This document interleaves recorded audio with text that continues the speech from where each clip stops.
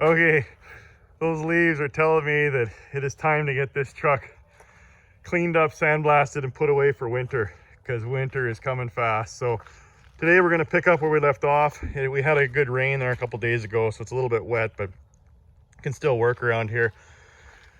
We're gonna remove the rest of the items that are on here. I got a lot of grease and stuff I need to scrape off, and then we'll get this cab tilted up. Now, when I started this, when I did a Will It Start episode at Steven's place there, we could barely get it high enough and we had to have it braced. So there's a leak in the system somewhere, but I bought some fresh hydraulic oil. So we'll try and pop it up and pump it and try and get it as far forward as we can. And then of course I'll brace it so it doesn't drop on my head. And then once I get everything off of here, I'm gonna take the front bumper off as well, because I wanna be able to use the Bobcat to push it in there, and I don't wanna wreck that nice bumper. I actually found a receipt in the truck that said that bumper was bought in 2006. So it must have been replaced just before they parked this truck. So that's pretty cool. So we're gonna save that piece. And yeah, we'll call the sandblaster and get her all cleaned up, and then, like I say, put in its home for winter so we can work on it while it's blowing and snowing outside. Do you want to make big money? Say goodbye to creditors, unemployment, and poor-paying jobs? Get out in a big rig and make big money.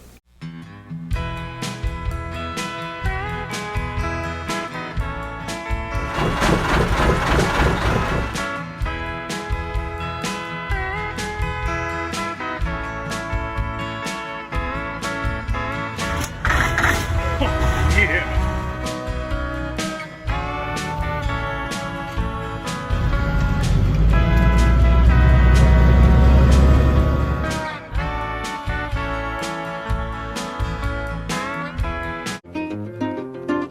How's that?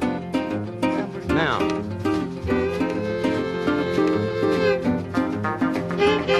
Oh, fellas.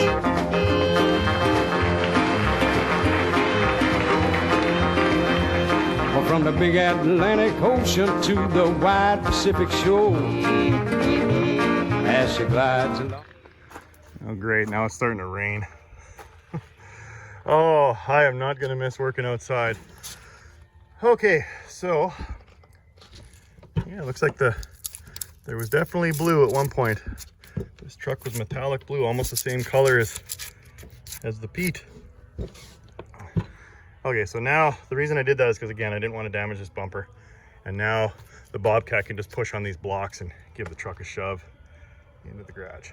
All right, so let's try and lift the cab, and that's always one of the funnest parts with a cab over, because it just looks so neat when the whole cab is just tilted up and there's lots of access to the engine. So this is obviously a manual hydraulic system. It's a closed loop system, so there's a very small reservoir just in here. So I threw some hydraulic oil in an old jug that I had laying around, so I could actually pour it in this little fill port here, and we'll be able to hopefully jack it up. Now the oil goes first to this lock. So there's a little finger here that clicks in when you lower the cab back down, and that keeps the cab from flopping forward as you're going down the road and stepping on the brakes. So the oil pressure goes to there first, releases the finger, and then bypasses and then goes to the hydraulic rams, which lifts the cab up. And when I was at the Lesco truck show, that old timer Ernie that had that big cab Kenworth K100 that went up to the diamond mines on the ice roads, he had a really slick system. He went to Princess Auto, which again is just the Canadian Harbor Freight, and he bought this little contained power hydraulic system, and had a little reservoir, a little hydraulic pump that ran off 12 volts, and he just teed into these lines here so he could bypass this hand crank, and then he could just use his pump. So he showed me he had a raise and lower button in his battery box. So he took that out and he hit the raise button, and it just went and raised the cab up just beautifully. So I am definitely going to copy that idea, because I think that's absolutely brilliant. And then if that ever fails, he just throws his T, he had T's with locks on them, so he just throws his T handles and bypass back to this, and then he can still raise it manually if he needed to. So anyway, I'm rambling, but that was a pretty neat setup, so I like that. So anyway, let's put some oil in here and see if we can't get the cab to go up. Oh, there we got some movement. There we go. That's how it's done. See, there's that finger lock I was talking about. feel some resistance. Maybe it's just because the cab's heavy. Big summer blowout. Okay, and we just lost all our pressure. That's no bueno. Huh. Maybe we're not raising the cab today unless we do it manually. Yeah, now she's leaking straight away.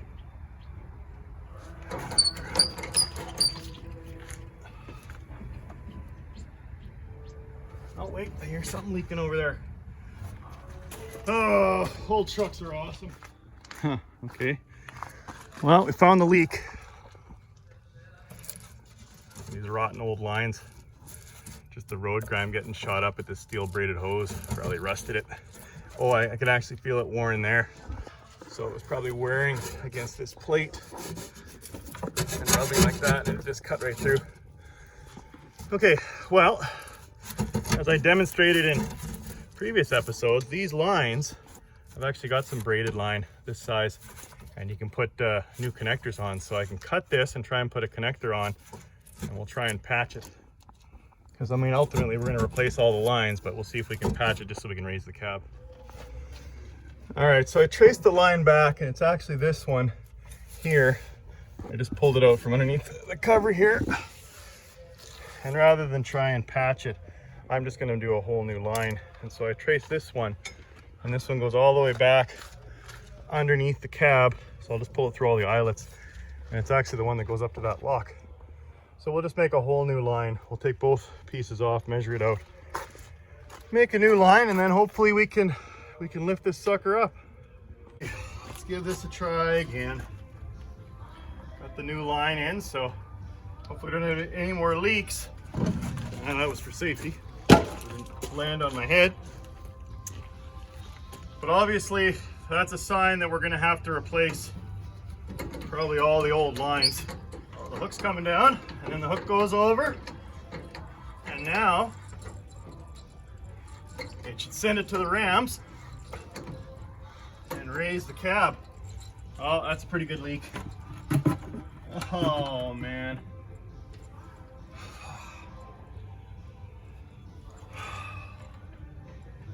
So it looks like I need a new one of those before this cab's gonna go up.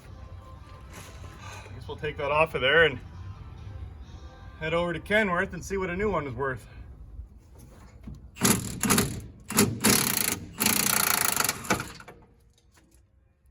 I love my Milwaukee Impact. Okay, now, how the hell am I gonna get this out of here? Because the hook is hooked in. I wonder. Can't do that anymore. Just go until we get the lock. There.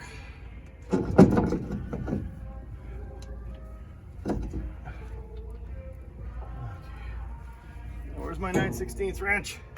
There. Okay. A new one of these, please. Yeah, so it doesn't look like there's much you could do. Looks like it's a sealed unit that's all welded together, so it must come as a complete deal. Okay, we'll see what it's going to take to get a new one of these. So that hook lock deal still needs to be replaced. But as I was wrapping it up and cleaning it up to take it into the dealer to get a new part, I realized that it's a single line. So it's just sending hydraulic fluid there to open up that lock. So I put a plug in the end of it, and now the system shouldn't know any different, and it should allow us to lift this truck up. Huh. So sometimes you just need to take a break to have a little moment of clarity. Okay, let's see if this works. Sometimes I surprise myself. Oh, that's awesome. Oh, why is there so much resistance though? It's because it's heavy. Oh, something seems really buggered there. This is kind of about the same height that I blew out that line. I wonder if I should just help it with a hydraulic jack. Because it shouldn't be that hard. Big summer blowout. Damn.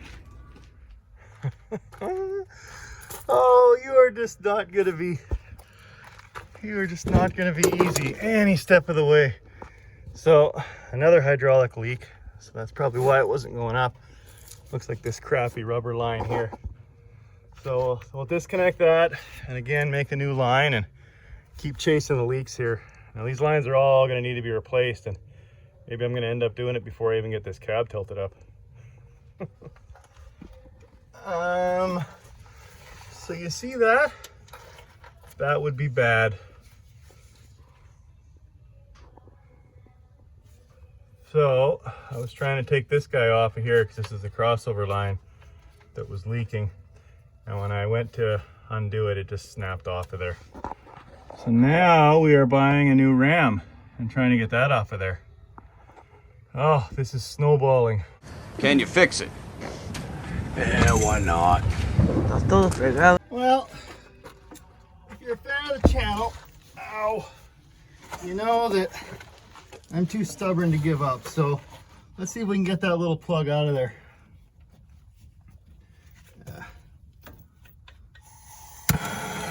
Give it a little heat.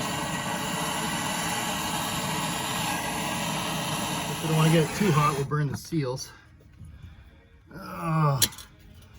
We'll try one of these easy outs. No, that one's too small. I don't have the right easy out, so we're going to use a left-handed drill bit.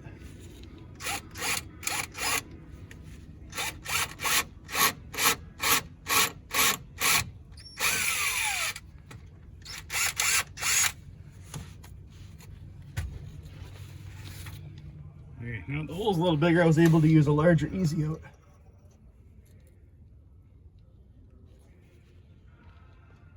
Oh yeah, that is a good feeling. Okay, we're still in business. Look at that.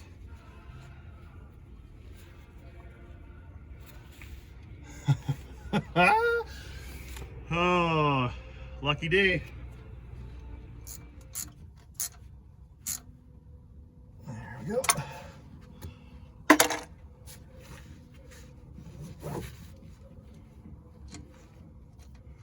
Boy, something that should have took 15 minutes is turning into an all-day project, just like those Daytons.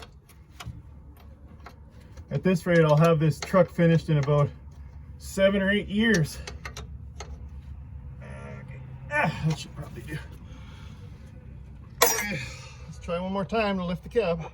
I'm too stubborn or too stupid to give up. This should have been a much easier job than it is.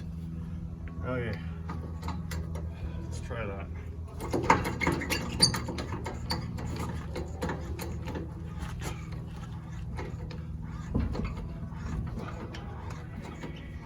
Okay, right here it gets really silly.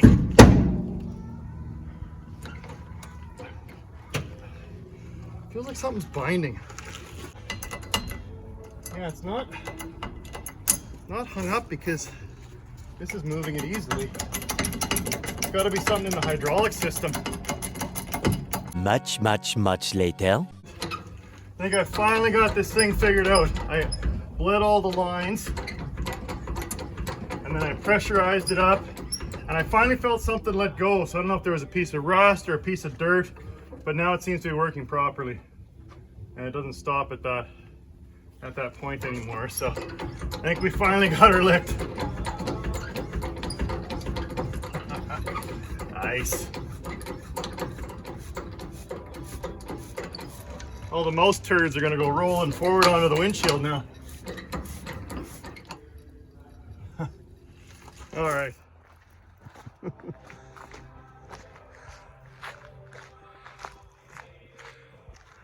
Oh look, a penny.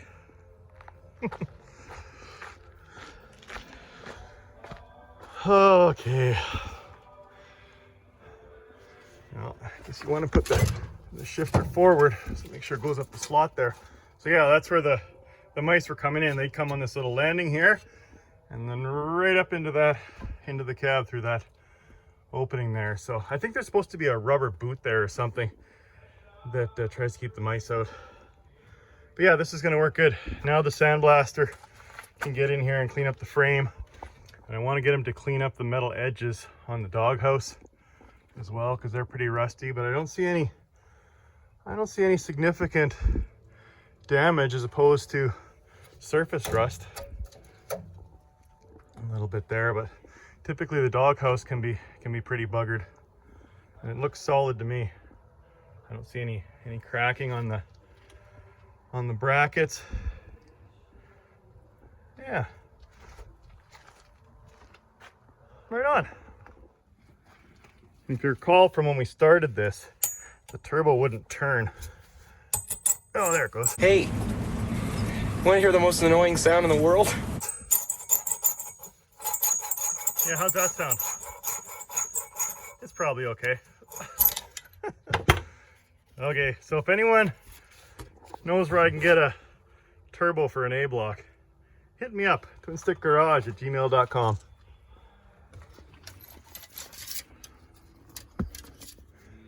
Yeah, doesn't look like we got any water in there or coolant, so that's good.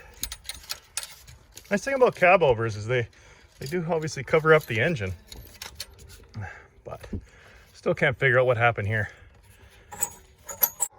Man, does it ever get dark early this time of year? It's not even 8 o'clock yet, and it's pretty much pitch black.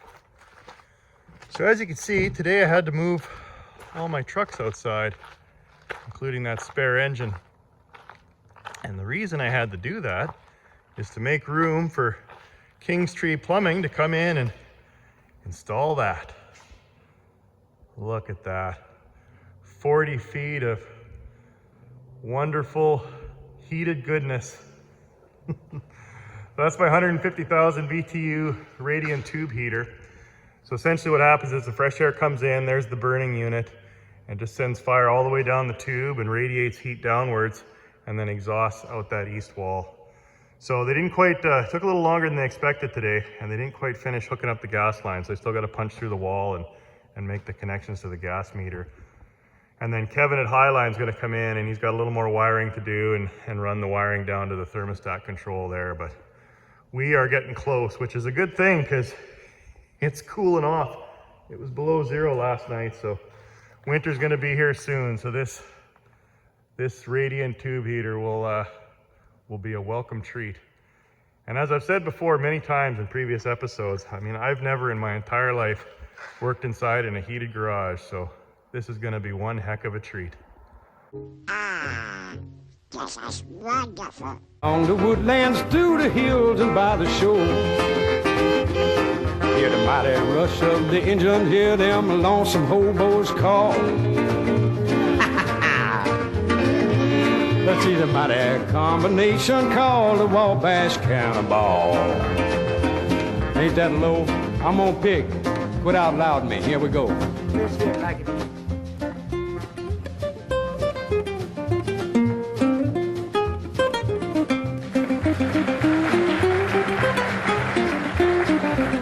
So work smarter, not harder. I don't know why I was convinced I needed to use an old oil pan. There's plenty of room for a 5-gallon pail. The only shame is I can't believe that there's 30 gallons of old diesel sitting in this tank. If only I knew someone who would be willing to run 10-year-old diesel through their equipment. Or it's some kind of hydrocarbon that might just choose.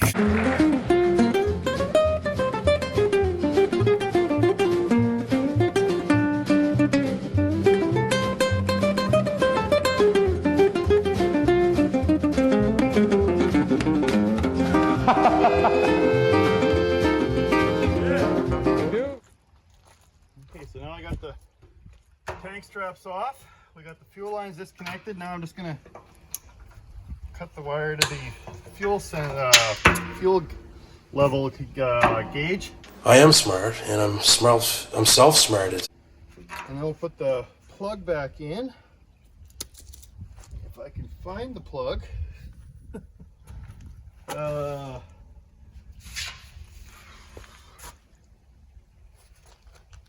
Where did you go? There it is. Okay. Turn.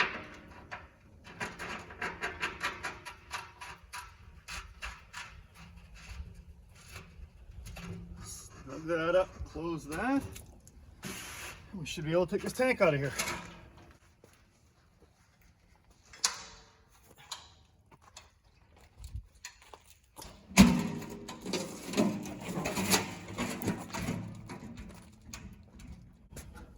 All right. That must be some kind of old school fuel filter. I've got something similar on the Pete, but it's a smaller canister. All right, well, we'll get all this stuff blasted, and yeah, keep moving forward. So the last thing I want to do before the blasters get here is I'm going to try and cap off and tape off all the open lines, obviously the turbo, anything else where we don't want to get any sand in. I'll probably take that upper cap off and tape off the intake, so we want to fill that with sand. And yeah, then I think we're just about ready to clean this frame up. Now she came in from Birmingham one cold December day, and as she rolled into the station,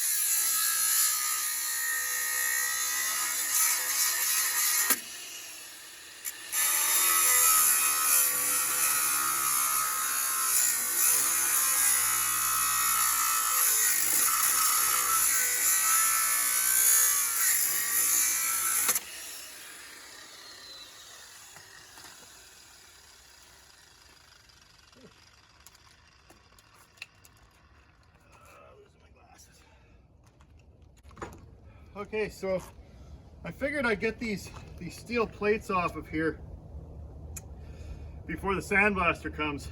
And they were, you could see the corrosion. I don't know if you can see it in the camera there, but it actually built it up and pushed this plate out. So when I cut the head off the bottom bolt, it actually shot right off, so it was under load. Yeah. So there you go. The chemists out there could probably tell me what this white crap is made out of. Oh, look at that. Years and years of... Whoa! That one's under load. Look at that. Years and years of corrosion. Like I always say, steel and aluminum never play nice together. Oh, lovely. So that's about as far as I can take this project for now. I've actually got the sandblasting crew scheduled to come in next weekend, which is cutting it close because we're actually calling for snow the week after that. But I think it's going to work out okay.